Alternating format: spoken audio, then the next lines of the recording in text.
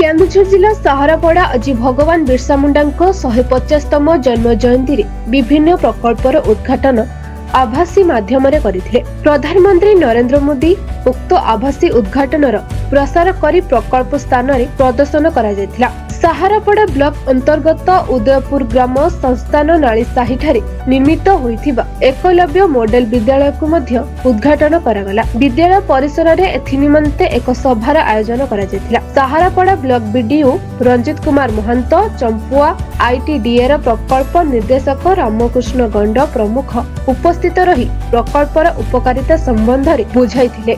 Block मंगल अधिकारी पूर्वाशा प्रियदर्शनी पात्र धन्यवाद अर्पण करथिले। उक्त सभारे बहु मान्यगण व्यक्ति विशेष मध्य योगदान करथिले। पाटण विधायक अखिल चंद्र नायक, नरेंद्र महंत, राजेश कुमार महंत, पूर्वतन सरपंच रमाकांत नायक, विशिष्ट शिक्षाविद डंबुरधर महंत, पीतबास पही, बाईकला सरपंच हरिहर नायक, सहारापड़ा ब्लॉक रो पूर्वतन अध्यक्ष गौतम नायक प्रमुख उपस्थित रहिथिले।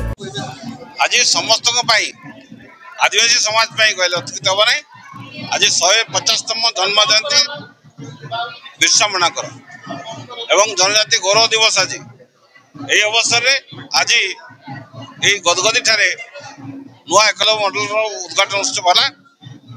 आशा करा अंचल समस्त बुद्धिजीवी समस्त जनसाधारण समस्त सहयोग करेंगे। ये विद्यालय को फुलकान उत्तरोत्तर उन्नति हम समस्त सहयोग समस्त सदिच्छा कामना करवा।